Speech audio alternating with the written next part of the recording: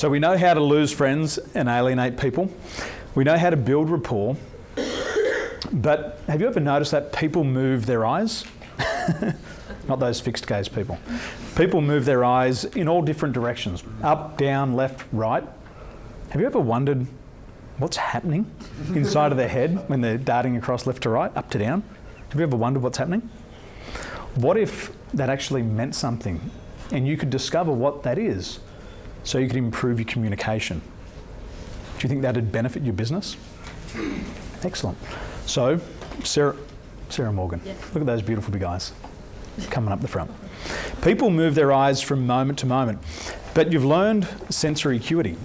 And now you can start to see these subtle shifts from moment to moment. Thank you, the hot seat's for you. Okay. Now, they've been researching this since the 70s, and they've discovered that as people move their eyes, they're accessing different parts of their neurology, different parts of their nervous system. They're gaining information from other parts of their mind. When people look up and to their right, they're accessing visual information. If they're looking over and to their left, they're accessing visual information. If people are looking over to their left and their right, you'll get confused. If they're looking to their left and their right towards their ears, they're searching for auditory sounds inside of their mind. If they're looking down and to their left, if you're looking down and to Sarah's right, then they start to have some self-talk and they're searching through data. Is any accountants in the room? You talk to an accountant, they use the calculator on the hand, down and to their left. But then you might have heard somebody say, I just feel downright bad today. Have you heard that? And they point down and to their right. Depressed people often look down towards the floor. When you're looking down and over to your right, you're accessing feelings inside of your body. So as we communicate with people, we can start to read what's happening inside of their mind. Are they accessing pictures? Are they accessing sounds? Are they searching for a criteria? Or are they accessing a type of emotion? And then we can respond and change our language. So Sarah's done this before, but it was a long time ago. So what I'd like you to do is stare at Sarah and watch her eyes closely. And I'm going to stand at the back of the room so I'm not in the way.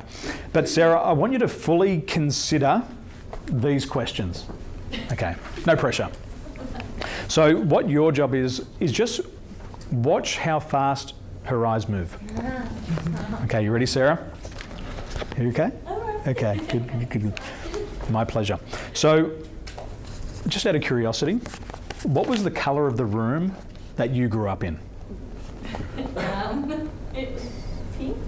Okay, where did her eyes move? Up there. Up? Good, so they moved up. Good. What was the very last thing I said? They moved up. Now, what was the very last thing I said? What was the very last thing I said? You said. Yeah. That they moved up. Are you sure? Yes. You sure? Yes. What was the very last thing you said? They were pink. So she said pink, which is a colour, and she looked up. So it's visual. What was the very last thing I said? I said. I said. I said. But you want more context? Yeah. What's your favourite song? Oh, I don't know if I have a favourite song. Okay, where did her eyes move this time? Yeah. Left to right. So she's scanning the mind for sounds. Good. So, are you Australian? Yes. Can you recite the Australian anthem inside of your mind? Yes. Go for it. Keep going. Good. Are you saying the words? Yeah. Good. Where did she look just then? Did you see that It was quick. quick look? Where did she look to? Down and to Left. her left, down and to her right. So, are you good at maths? Depends. 7 times tables? Oh no. Okay. I want you to do the 7 times tables inside of your mind. Okay. I can do the best of it. Okay. And then we'll see the reality after that. So, are you trying to imagine what the times table looks like? Yeah. Oh my gosh. Yes. Good. It's getting hot in here, hey? Yes. What is Nellie's song? What's the next line? So take off all your... The next line in the song is? What's the song? Just tricking you. So I want you to repeat inside of your mind the 7 times tables. Okay, keep going.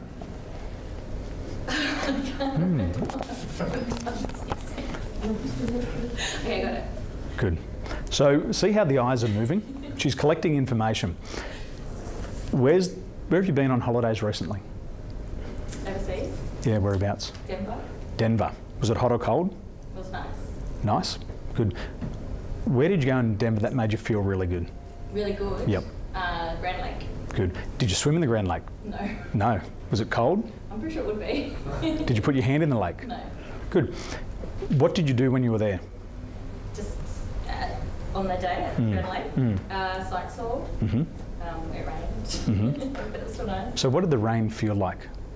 It was cold. It was just like cold? snow up there. What did it feel like? Ice. Ice. How do you feel ice? Cold. Cold. So do you have a favourite place you like to work out? As in exercise? I don't really like it. What does exercise feel like when you do it? It's hard work. It's hard work? Yeah. Good. When was the last time you picked up some real heavy weights? Friday. And what did that feel like? It hurts. It hurts? Do anything Saturday? I want you to feel what it hurt like. So you're trying to picture it? Yeah. Yeah. Weren't you? I want you to feel it. So we're just trying to get Feel it. Sarah to access her feelings at the moment, but she's not accessing the feelings. So we want her to be able to feel it. What did it feel like? Okay. Picture. But the chin went down, which is a little signal. See that? So the chin's dropping down. And the first time we asked, the chin dropped down and to the right.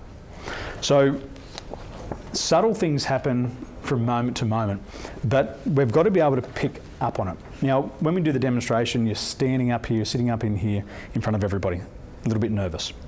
So what I want you to do now is that you're going to talk to the person across from you, across the table. And as they're talking about something that's important to them, I just want you to follow their eye patterns. Are they looking up? Are they looking to the left or the right? Are they looking down and to the left or down to the right? And just follow their eye patterns. If they're looking up, ask them, are you picturing something?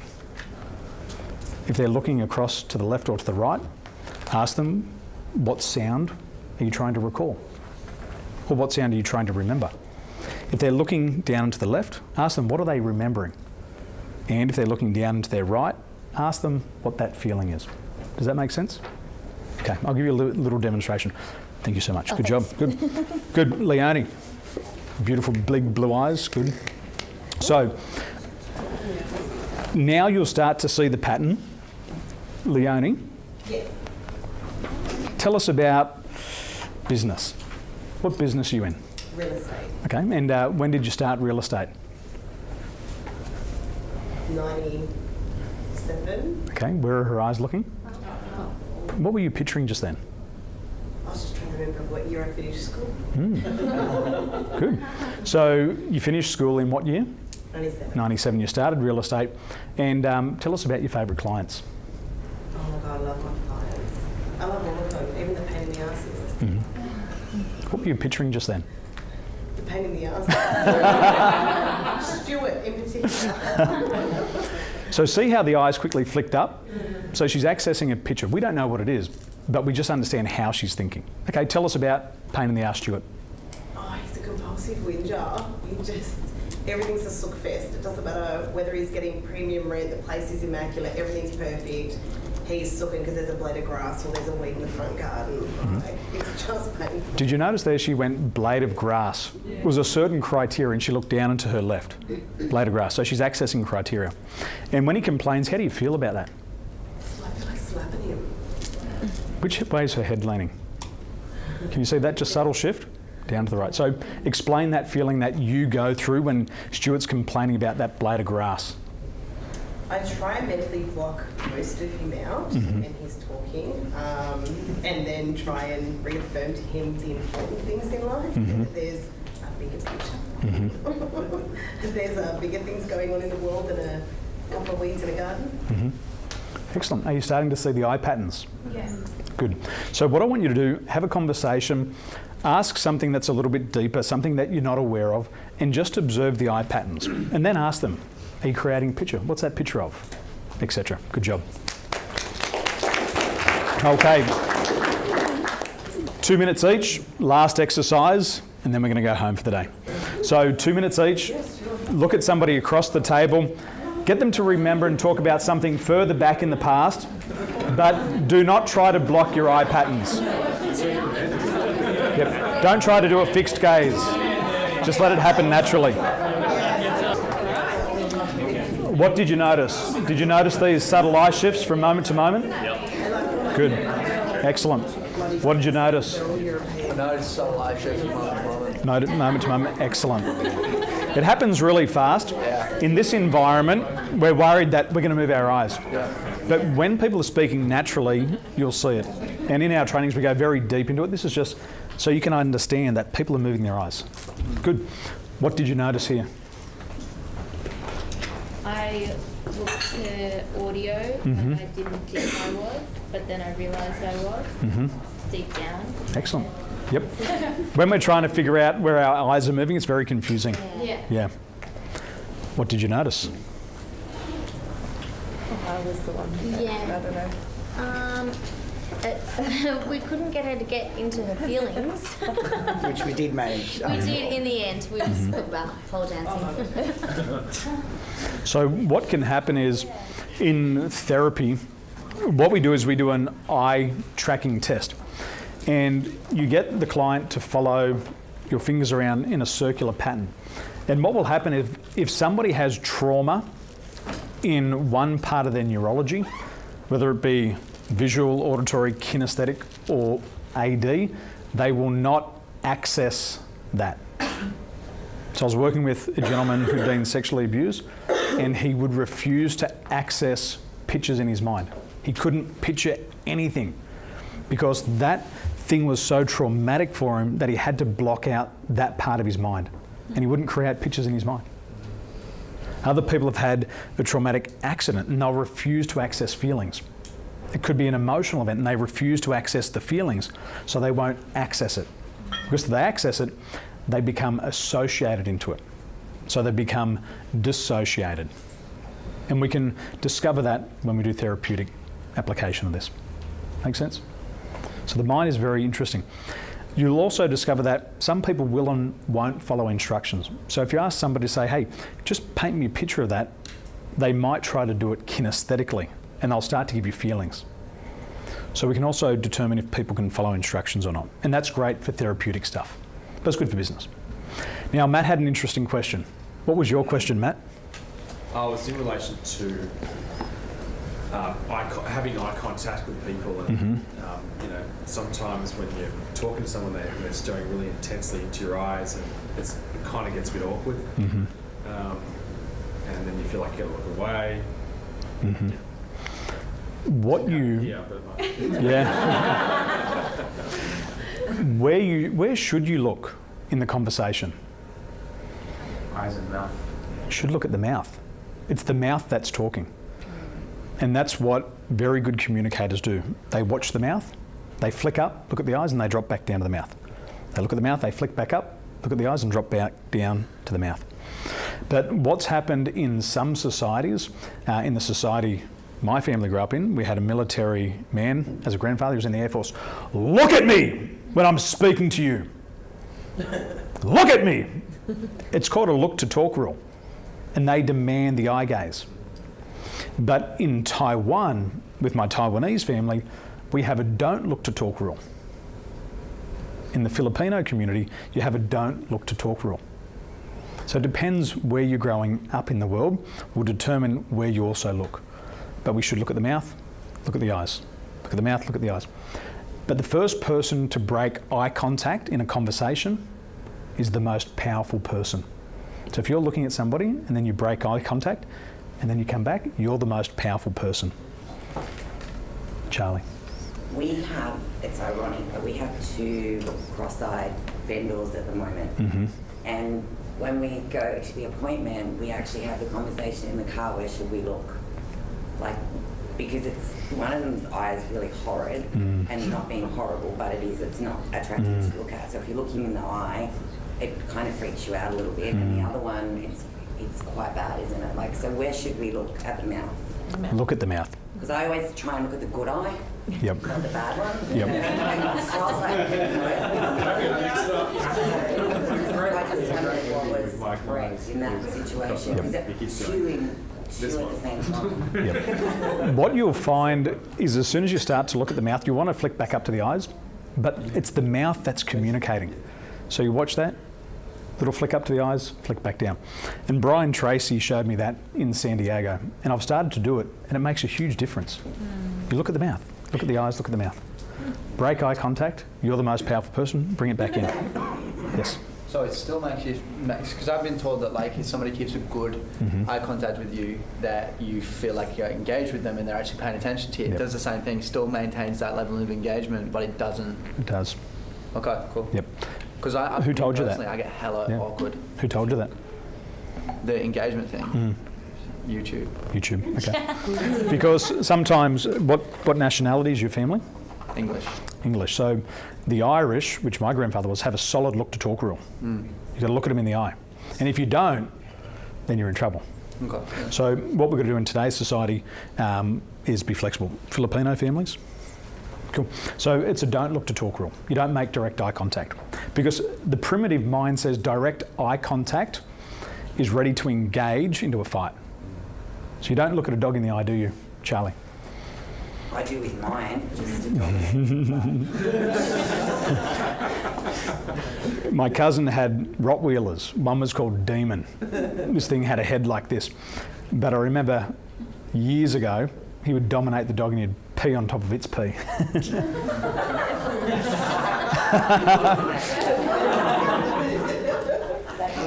So look at the mouth.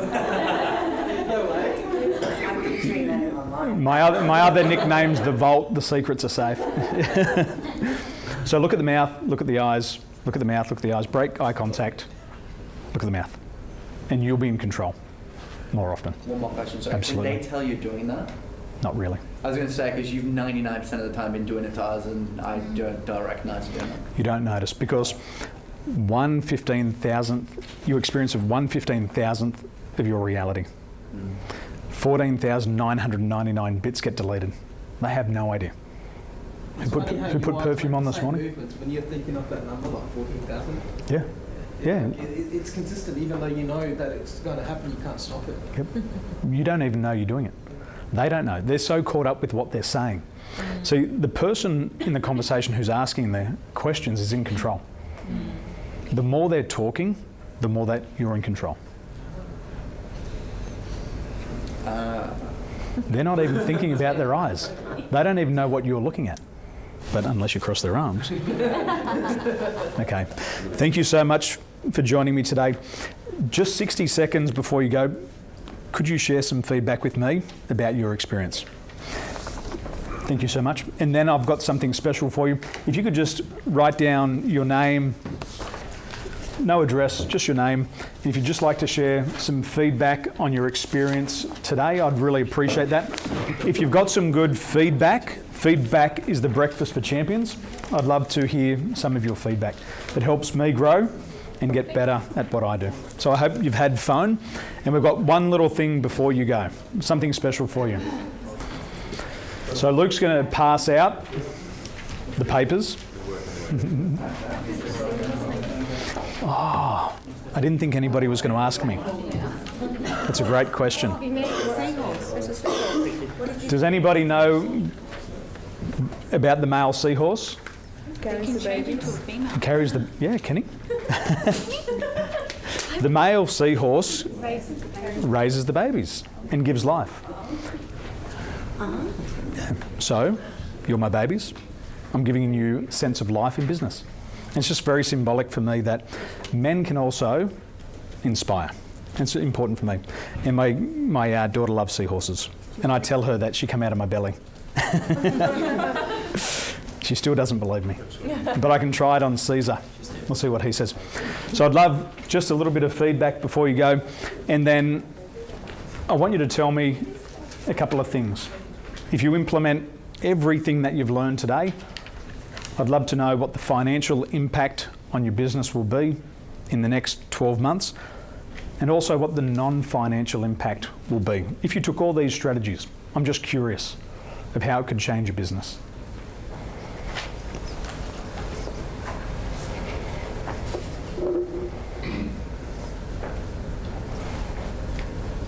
I know one client, she learned these strategies and she walked out, and later on that week she landed a $25,000 deal just because of the way she changed her tone.